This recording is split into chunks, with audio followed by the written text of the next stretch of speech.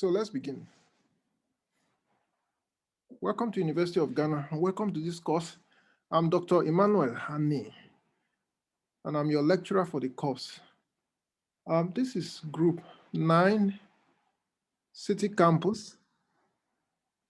I've not taught City Campus for a while, so you're welcome. This is one of the courses designed to improve your methods of reasoning. And since you are beginning your university life, it is fortunate that this course is coming your way at this point because it is going to help you to navigate other issues in the university. You need to be a critical thinker so that you can deal with most of the challenges that is going to come your way. Now, you have decided to become a professional in one field or the other, and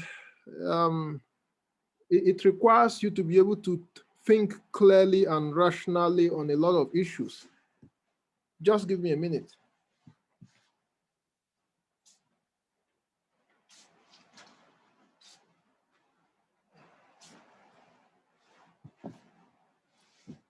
Okay, I'm back.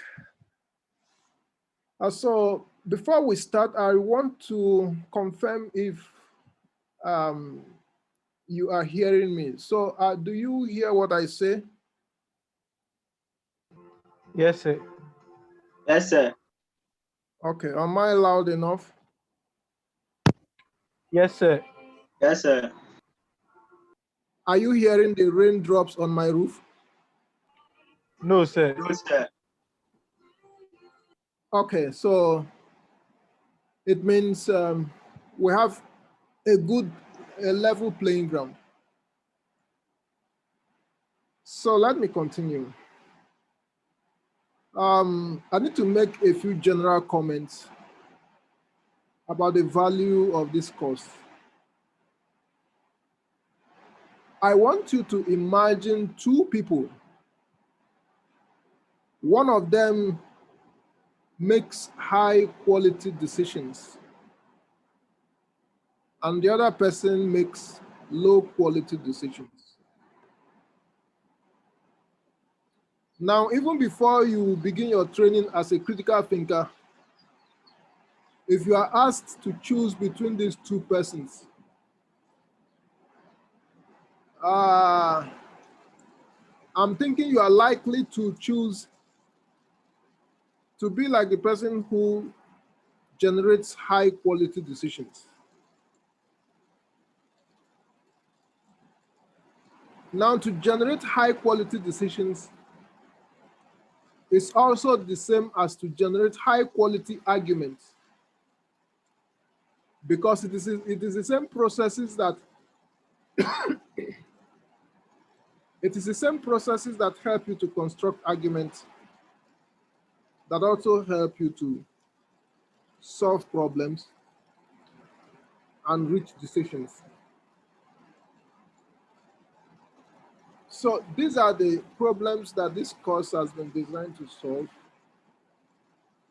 Critical thinking is just the recent name for logic. The older name for this course is logic. Now, logic is a very extensive and advanced field. What you are doing this semester is just the introduction to logic. You wouldn't actually be doing most of the main things in logic in this semester. But it is just designed to give you, a little idea of what is going on in the course. Now let me look for your group on Sakai. Let me open up Sakai and go to group 9, City Campus group 9. And then I'll share my screen so that you see it. I want us to highlight and discuss a few contents in the course outline. So this is group 9. That's me, the lecturer. That's my email. And that's your tutor or your teaching assistant for the group, Miss Bernice Abaneja. And that's her email. She has created a WhatsApp group, and I'm hoping by now you've joined that group. Now, it is important to look at the course description. I'll make a few comments about the description of the course because it's an opportunity to tell you some overall things about the course. Now, to the first sentence, critical thinking is a careful, deliberate determination of whether we should accept, reject, or suspend judgment about a claim or the degree of confidence with which to accept or reject it.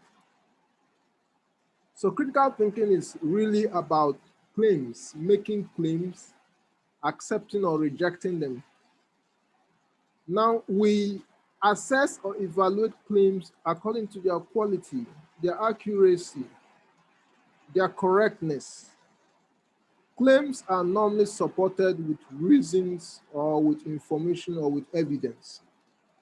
When you are making a claim, it is expected that you can defend it with reasons or with information or with evidence.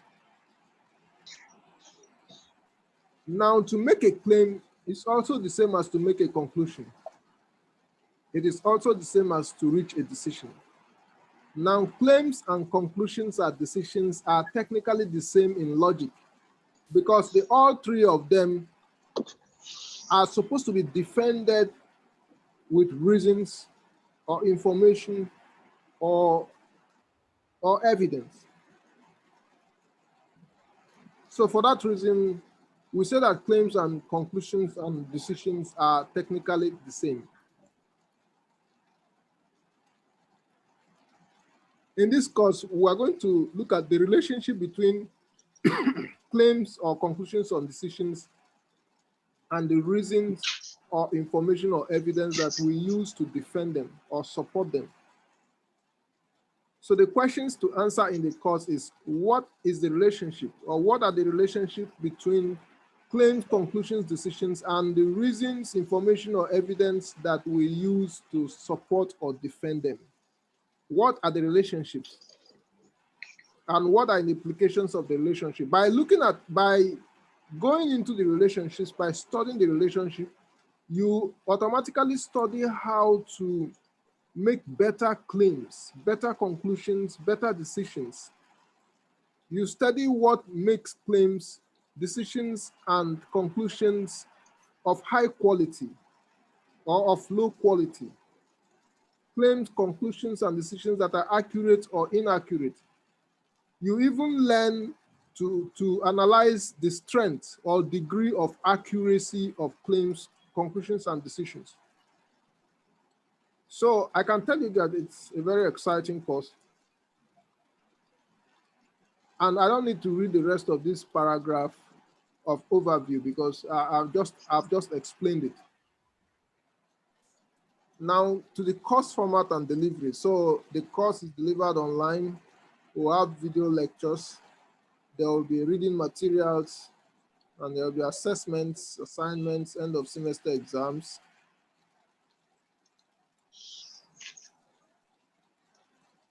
Now the learning outcomes, we are expecting that there are certain things we should gain at the end of the course. So for instance, in the area of knowledge, we are hoping that number one, by the end of the semester, we should be able to know how to distinguish different types of arguments and how best to acquire them. So we should know the difference between inductive reasoning and deductive reasoning. So those are the two major categories of reasoning. And then number two, we want to be able to know the value and significance of each type of reasoning. Number three, we want to know why it is necessary to examine one's own thoughts and how to categorize the sentences that express them. Number four, we want to know the difference between empirical and normative judgments. Now, let me straight away explain the difference between empirical and normative judgments. Now, anything that refers to the empirical is something that refers to facts in the external world. So the empirical connotes the external world, things out there. That's the empirical. But anything that is normative, it doesn't refer to the external world. It refers to the values that people hold. Our conceptions of right and wrong, good and bad, beautiful and ugly, all those things are values that we have in our minds. And anything that refers to them is called normative. So the empirical is about the physical world out there, and then the normative is about the world of values, the world of values that we hold. Then number 5, we want also to learn how definitions differ and overlap. Now, what is the importance of definitions to logic?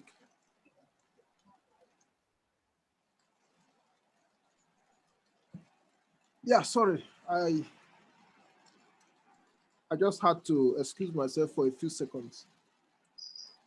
Now, definitions are important in logic because the process of reasoning takes place in language.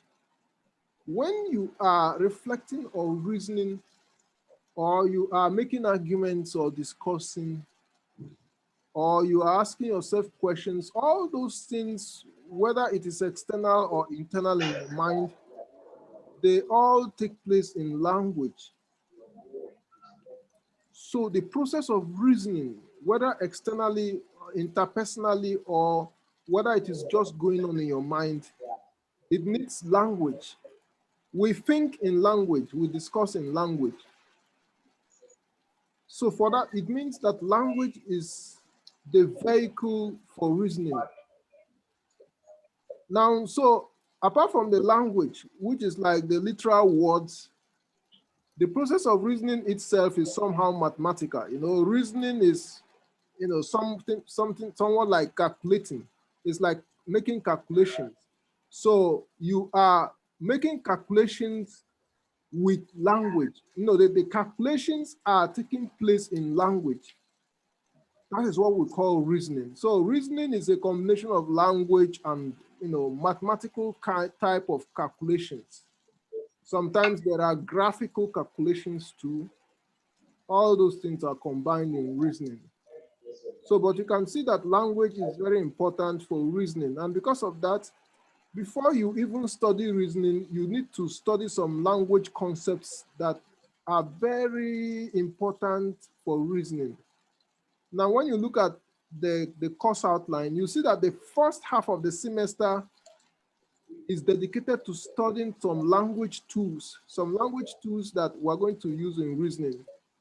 So it is a little bit like an English language course, but it is not really like an English language course. It's just those language tools that are necessary for the process, for the business of reasoning.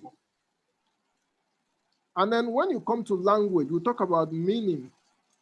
Now, when you are making an argument, you need to have an accurate meaning of the concept you are arguing about.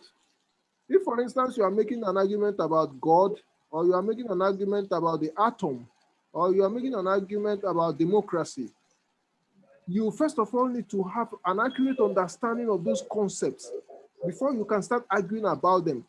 If you are arguing about a concept and you did not have an accurate understanding of that concept, then it means that the argument you are making about that concept is in vain. So what it means is that an accurate meaning of a concept is necessary before you even begin to make good arguments for whatever it is. So accurate meaning comes before accurate arguments. Accurate argument is not possible without accurate meanings. And so critical thinking needs the tool for getting the accurate, having the grasp of accurate meaning of concepts. Now, the type of sentence that provides information about the meaning of a word or words is a definition. So a definition is that sentence that provides us information about the meaning of things. And that is why definitions are very important in language, in logic. So we'll spend an entire class studying definitions. In fact, studying definitions is our next class, which I think is coming up on Monday. There would see different types of definitions, their functions, how they are different from one another. And after that, we'll begin to diagnose different problems with definitions. We'll see the different ways in which definitions can have problems. We'll study all the problems with definitions, why definitions can be inaccurate and all those things, the various ways in which definitions can be inaccurate.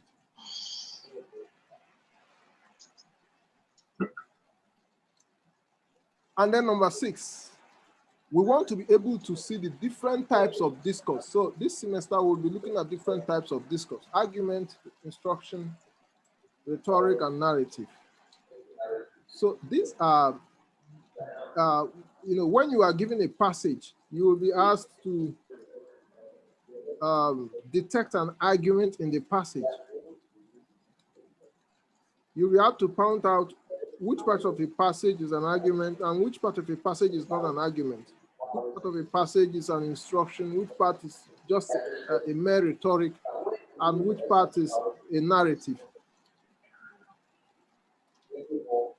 And then number 7, we'll be looking at informal fallacies. Now, fallacies are instances of bad reasoning or bad arguments. So in this course, we're basically studying 2 things. We'll study good reasoning or good arguments, and then we'll study bad reasoning or bad arguments, so that it will help us to understand the good reasoning and the good arguments. When you study good reasoning, you study bad reasoning so that you appreciate the value of the good reasoning. And when you study bad reasoning, you see how not to reason. So the bad reasoning in logic, we call it fallacy. Fallacies are instances of bad reasoning. We have both formal and informal fallacies. When we study deductive reasoning, we will see some formal fallacies. We will see the formal fallacies. And then when we are looking at causal reasoning, we'll see some causal fallacies. Even when we study definitions, we'll see some fallacies of meaning. Now, the job of definitions is to provide meaning. So we see some fallacies of meaning when we study definitions. And then at the end of the semester, we'll see what we call informal fallacies. That is other kinds of fallacies that are not formal fallacies. Then there are certain skills that we hope to acquire at the end of the course. For instance, number 1, we want to be able to identify and critically analyze sentences that claim some truth and point out those that are incapable of being true or false. Secondly, we want to be able to identify when the principles of logic may or may not be used on a type of language. So at the end of this semester, you should be able to detect whether a passage has some logical arguments or not. Then number 3, we want to be able to identify and construct arguments. Now, the focus and business of this course is to train us to be able to construct arguments, how to construct arguments, and then how to identify arguments when we see them. Then number 4, we want to be able to apply appropriate philosophical techniques to assess the strengths and weaknesses of arguments. Number 5, we want to be able to avoid the pitfalls in different modes of reasoning so as to reason well. Now, so you can go through the rest of this course outline, and there are certain competencies that we hope to acquire at the end of the semester. Take, for instance, number 1. We want to be able to think clearly about conceptual and practical problems, make good suggestions about how to resolve them. Secondly, we want to be able to express our thoughts in a clear manner, free from ambiguities and logical inconsistencies. Now, when you have finished your training as a critical thinker, although some of you are not in philosophy, so after this semester, you may not do logic again. But those who are in philosophy will continue to take other courses in logic. Now, this is just an introduction to logic. You have more advanced courses in logic and philosophy. So by the time you are done with your first degree as a philosopher, you do masters, you do PhD, by that time you'll be thinking, your thinking, your method, your process of thinking will be very clear. You'll be able to see things clearly. You'll be able to dissect arguments the way a surgeon dissects a human body in the operation theater. So you'll be able to, you'll be a master at all these things. But even if you are not going to continue in philosophy, you can buy you can buy a textbook in logic that takes you beyond this semester so that you can continue to train in the course and you can continue to improve and clarify your method of reasoning. So that's very important.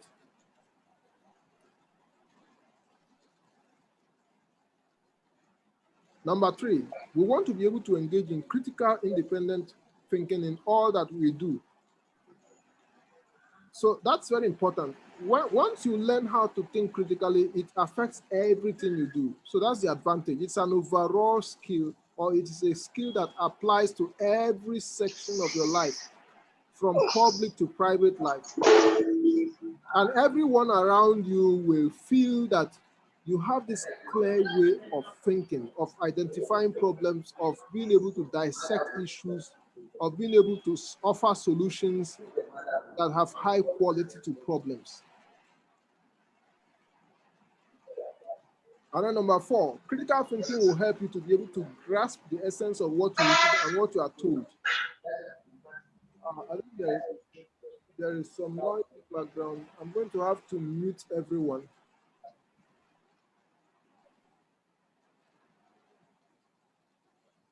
Okay, so I've muted everyone. If I've muted you, please don't unmute unless you want to ask a question. If you want to ask a question, you raise your hand and I will see it. Okay, so let's look at the methods of assessment. So we'll have a few assessments for the semester. We'll have 2 assignments. They are 20%. Each of them is 10%. Then we have a mid-semester test. That's 30%. So 30% plus 20% is 50%. Then we have the final exam, which is 50%. So 50% and 50% is 100%.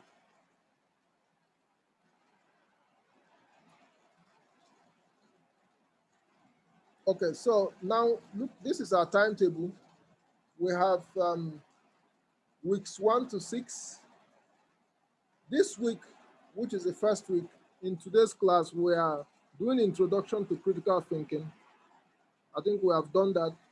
Now we are reviewing the course outline, and very soon we will start distinguishing types of sentence-shaped thought. Then we will learn how to recognize sentence fragments and emotional expressions. We'll learn to identify different types of declarative sentences. And then we'll learn to contrast facts and values. So we'll be done with these things in just within the hour. Then in our next class, we'll study definitions. And then for the next other class, we'll study the senses of law. In another class, we'll do deduction versus induction. Then in another class again, we'll do inductive reasoning in the sciences. And then in our last class, we'll do polemic tricks and rhetorical ploys. So that's the timetable. This is your textbook. And then, so now let's get to the business of the day. So today we are looking at speech acts. What are speech acts?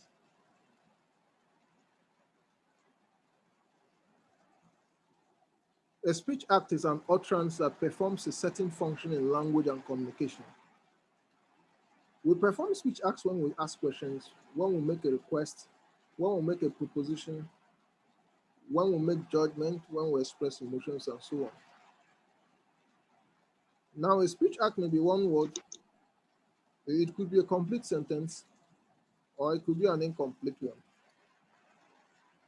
So from this paragraph, we understand that a speech act is virtually anything that comes out from from between someone's lips. So even if you say, that's a speech act. So we begin to categorize different functions of speech acts. What does the speech act do? What is the function of the speech act? So when we discuss the function of speech acts, then we begin to divide speech acts into several groups. So we have questions, we have requests, we have propositions, we have judgments, we have emotional expressions, just from looking at this paragraph alone. And then we said a speech act could be one word, it could be a complete sentence, it could be an incomplete sentence.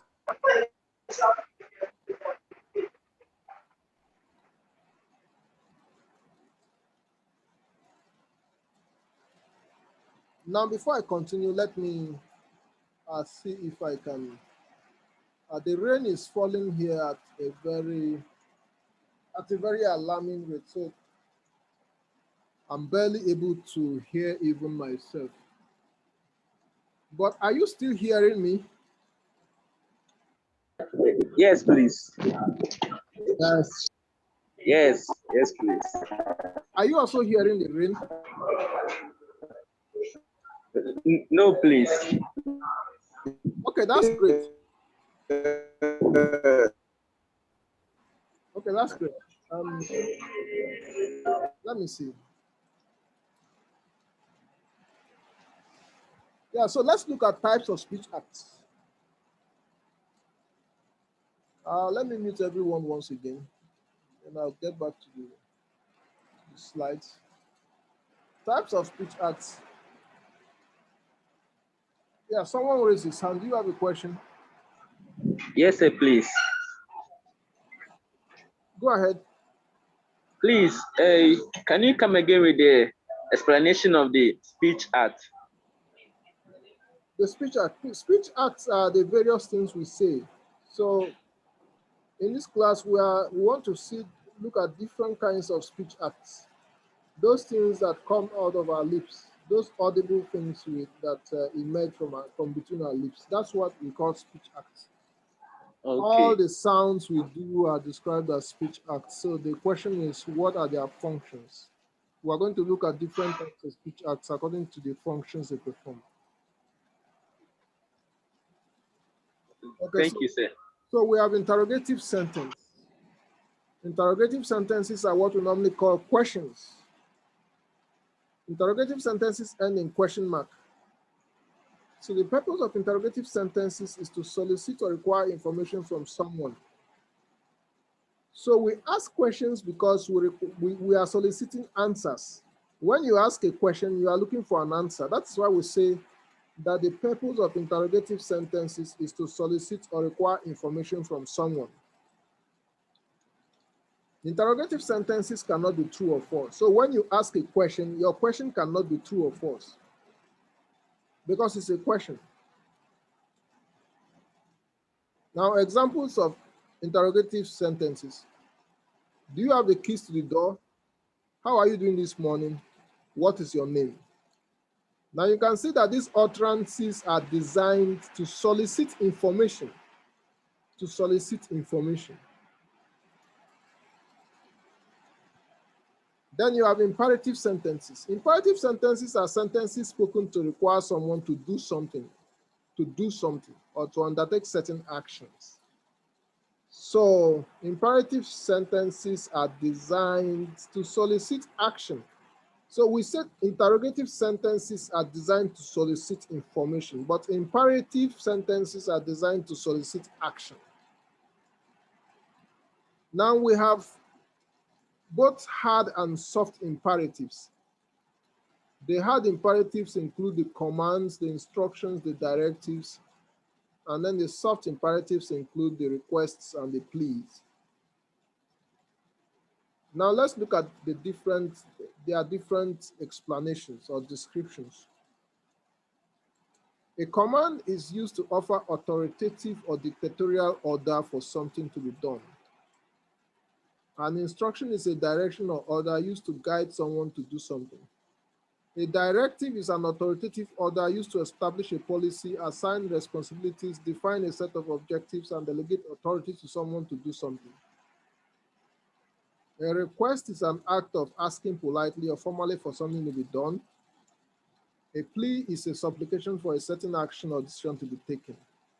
So you can see the various kinds of imperatives, and they vary according to the tone with which they are presented. Then we have different examples, or we have examples of different imperatives. We have examples of hard and soft imperatives. The first one, clear this desk by tomorrow. That's an example of a hard imperative. Then the second one, please water the plant. That's an example of a softer imperative.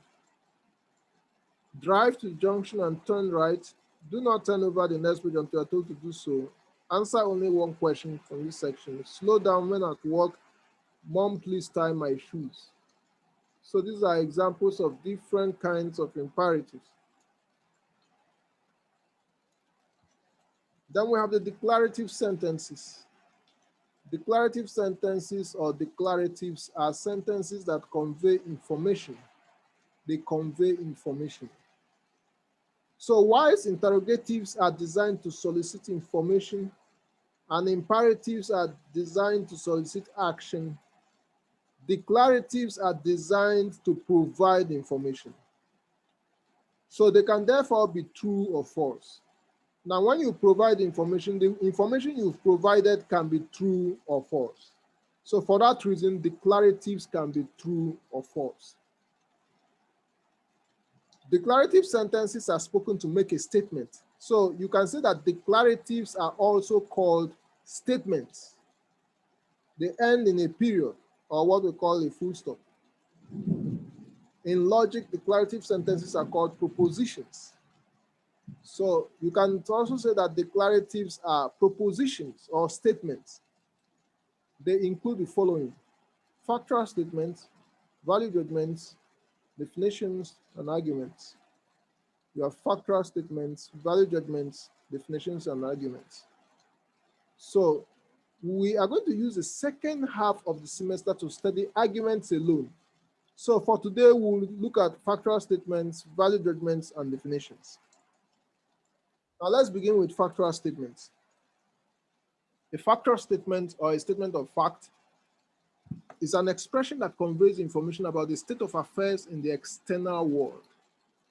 So a factual statement is a statement about facts in the external world. It is true if it conveys accurate information about facts, and it is false if the factual information is inaccurate.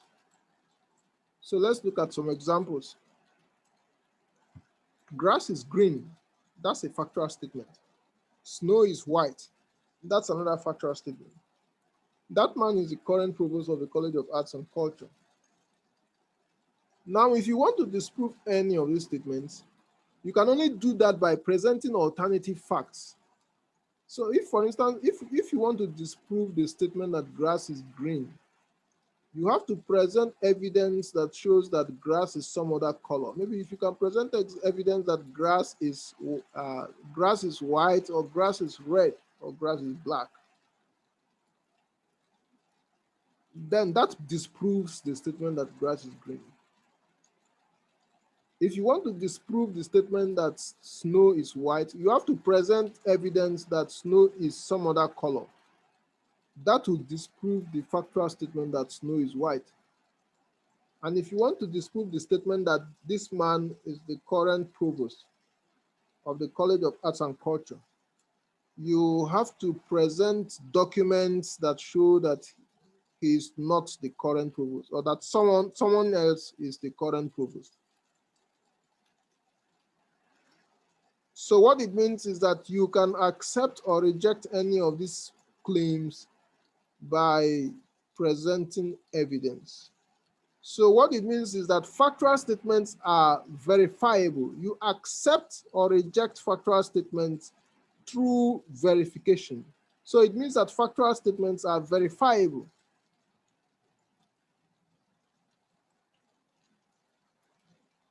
Then we have definitions. Definitions are sentences spoken to convey information about the meaning of a word or words. So we've already said that the job of definitions is to provide meaning, provide information about the meaning of something. So for example,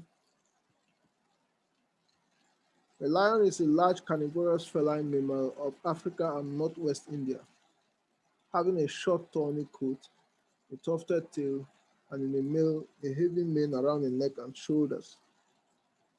So that's the definition of a lion. It is not a factual statement. So it doesn't tell you about lions. It just tells you the meaning of what it is to be a lion. The meaning of lion, or what it is to be a lion, at least physically. Then the second example, a bed is a piece of furniture upon which a person sleeps or rests. So that's the definition of a bed. It is not a factual statement about beds. It's a definition of what it means to be a bed.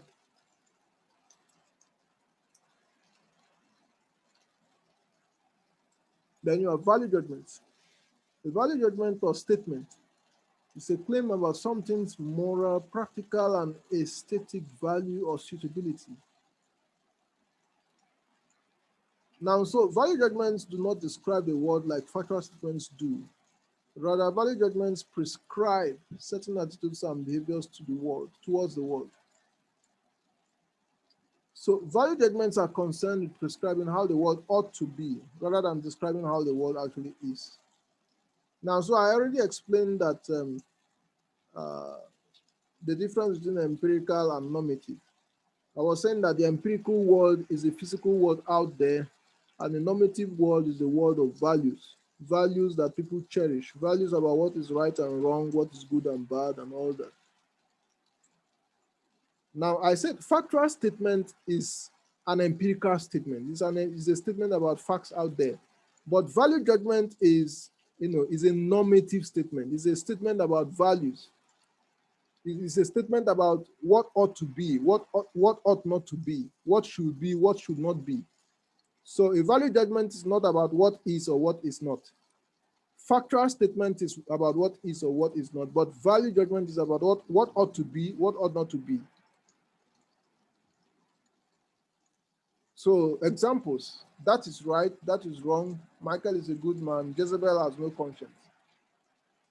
So these are value judgments. They are statements about people's conceptions of how things should be done. So that's a normative issue.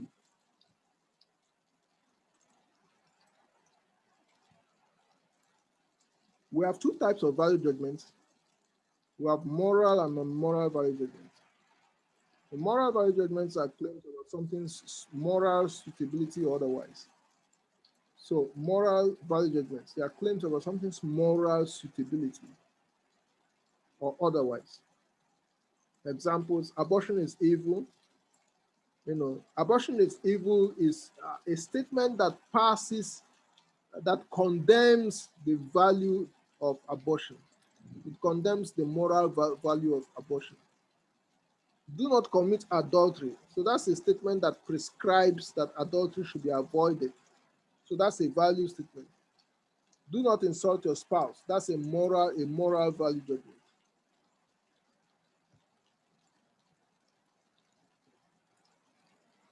We have the non-moral value judgments. Now, the non-moral value judgments are claims about something's practical or aesthetic suitability or value.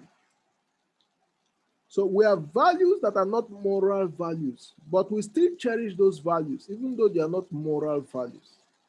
What are examples of non-moral values that we cherish? Example. Okay, let's begin from these examples. We can get them from the examples. Ofori is an excellent student. Now, excellence is not really a moral value. but we all value excellence. The shirt is too tight for you. Now, for a clothing to be too tight on someone is a value. That is, it doesn't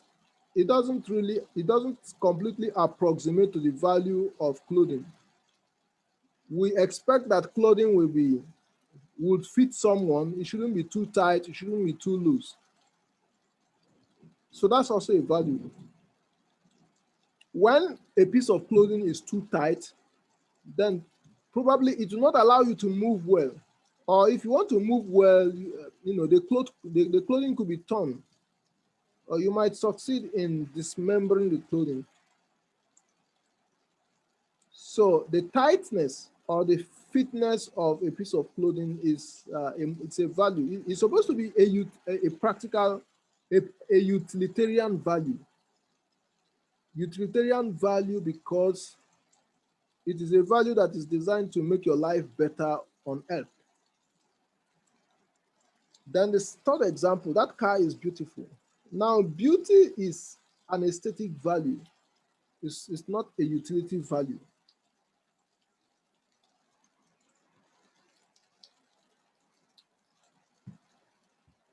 Now, emotive expressions. Emotive expressions are sentences that express feelings. So emotive expressions that show strong feeling may often end in exclamation mark, but this is not always the case for all emotive expressions. So it's not every emotive expression that would end in exclamation mark. Examples of emotive expressions.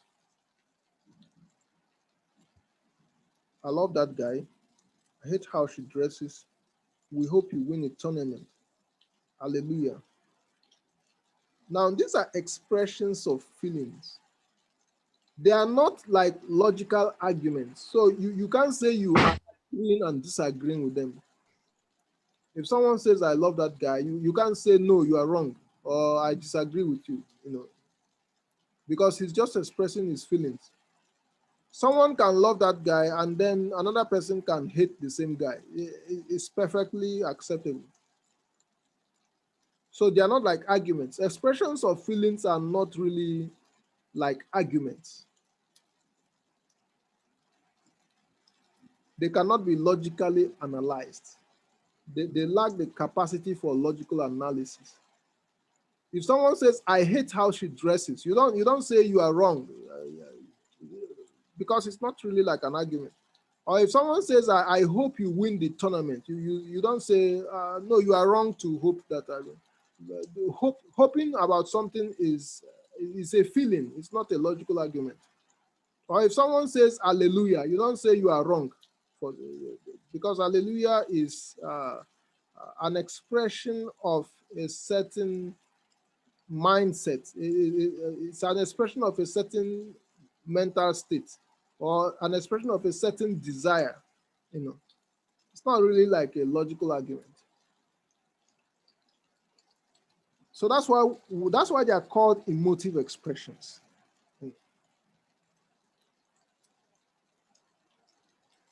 So they are one of the things that are not really relevant for logical analysis or for logical debate.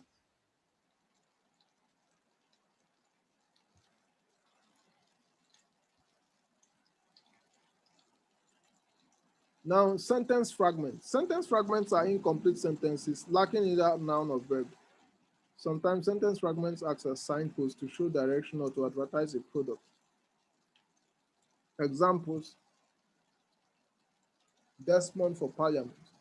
Now, Desmond for Parliament, what is it lacking? I think it is lacking a verb. And then you have yam with sauce, your dream house. So these are examples of sentence fragments.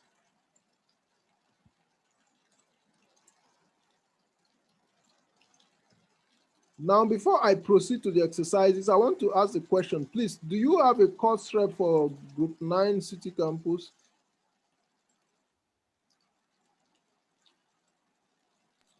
No, sir.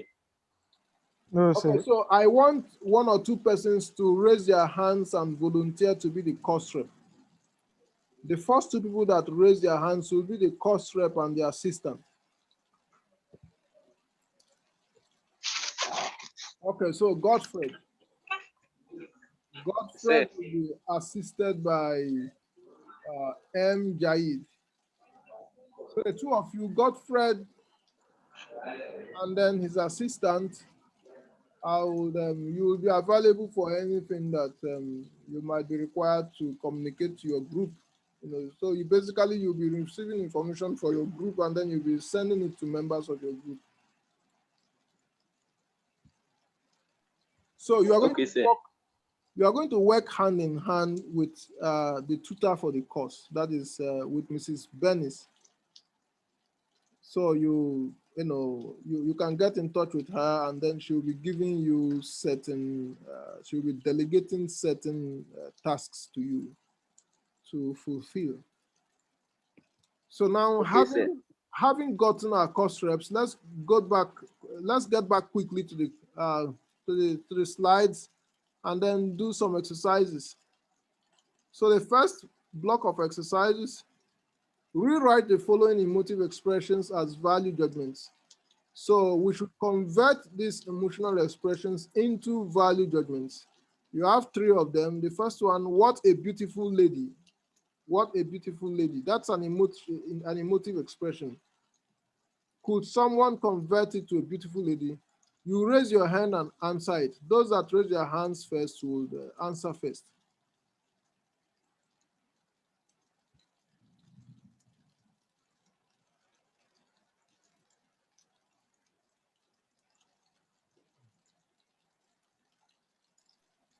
Sir. Yeah.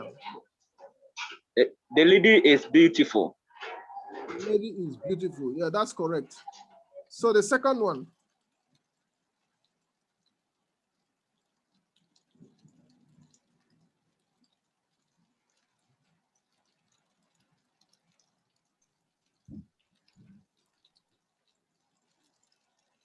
The second one, how kind it is. Convert it to a value judgment. Someone else?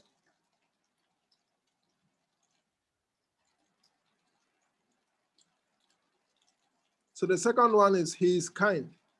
And the third one, what an extremely delightful journey. Convert it to a value judgment. That would be the journey is extremely delightful, or the journey was extremely delightful. Then the second block of exercises, rewrite the imperative sentences below as interrogative sentences. So convert these sentences from imperative to interrogative. The first one is shut your mouth up. Convert it to an interrogative. Anyone? Please, sir. Yeah, continue. Can you shut your mouth up? Can you shut your mouth up? Or will you shut your mouth up? The second one,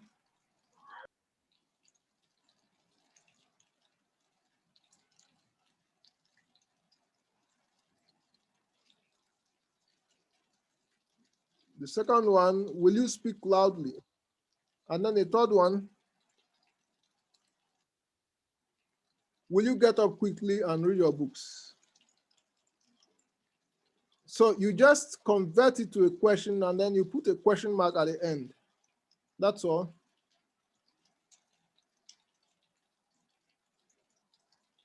But make sure that the sentence you've converted is as close to the original as possible. So you don't say, will you shut your mouth up completely, or will you shut your mouth up until tomorrow, or something like that. You don't add anything. You just make the necessary conversion and then leave the rest to be the same.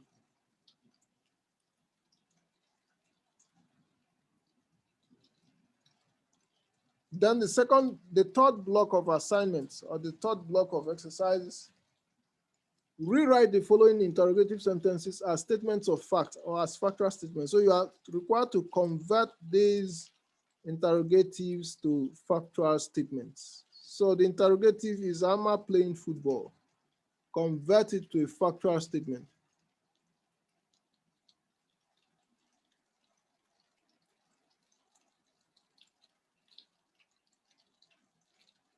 Yeah, continue, Manuela.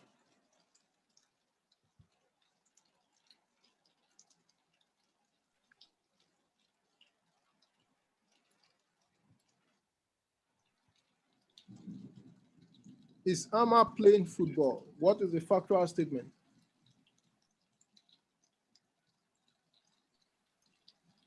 Emanuela, go ahead.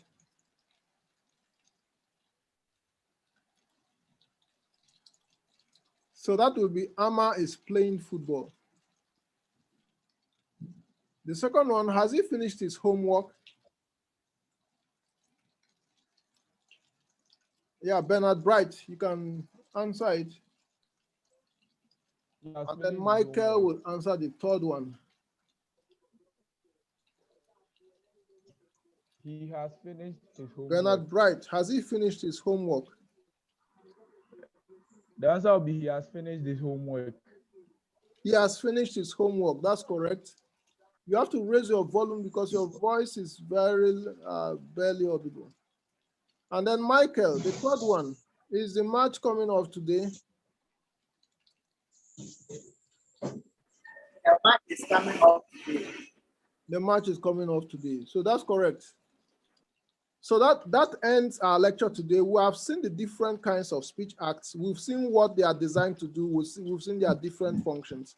And we've been able to convert one speech act into another. So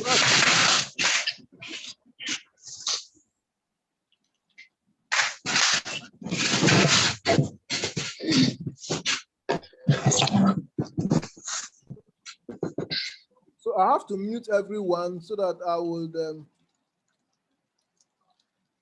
I will say something before we end the class. So there are some interrogatives that are, they end in question mark, but they could do the function of imperatives. So for instance, if you look at these imperatives that we converted to interrogatives, will you shut your mouth? Will you speak loudly? Will you get up quickly? So they are imperatives, but we converted them into interrogatives. Well, now when you converted them into interrogatives, you see that they are still somehow imperatives.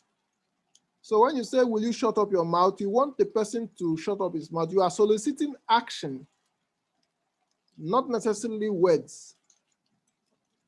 When you say, will you speak loudly? You are soliciting action. Will you get up quickly? You are also so there are some imperatives that also do the function of, there are some interrogatives that also do the function of imperatives. So structurally speaking, it appears as an interrogative, but functionally speaking, it is doing the work of an imperative. So it is structurally an interrogative and functionally an imperative. Now, if you are asked which one it is, then you have to choose which one is more important between the structure and the function. So you ask yourself, is it the structure that is more important, or is it the function that is more important? So who can answer that?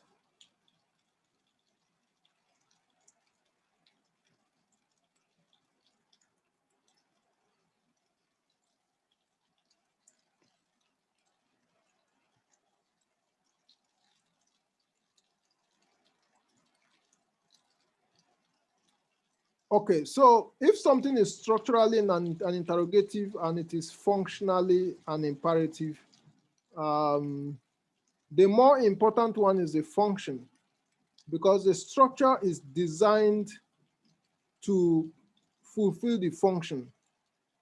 So because the function is more important, to say it is more of an imperative. But you are not going to be asked to distinguish, to make that kind of this. Nobody is going to, in the exam or in the assignment or in the test, you are not going to be given an interrogative that is performing the function of an imperative. So you don't need to worry about that.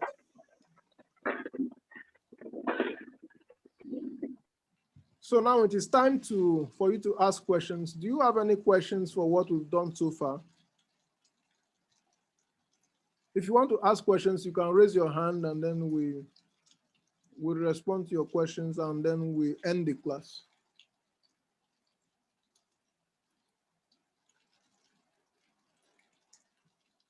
When I finish this class, I'm going to upload the video to your Sakai site.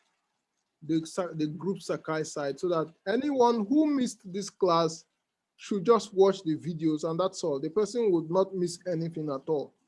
So that is the advantage of the online teaching. You know, if we are teaching face-to-face in the classroom and you come late or you didn't come at all, then you have missed something because it is not recorded. But now if you miss a class, you just go and watch the video. You can watch it as many times as you want, which is even better than the face-to-face class method. So I'm going to upload the recording of our class, and then those who missed our class can watch it. Okay, so Michael is raising his hand. Michael, do you have a question? Yes, sir, please, about the meeting days. The what?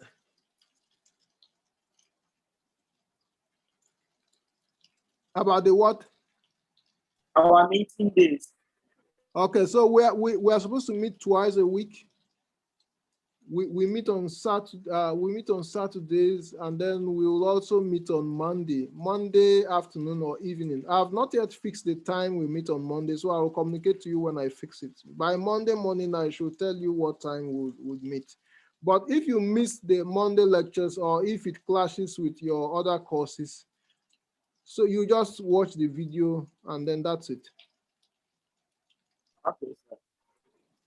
All right, so I'm wishing all of you a happy weekend. You can check the video in a few minutes and then inform others about it. Okay, sir. All right.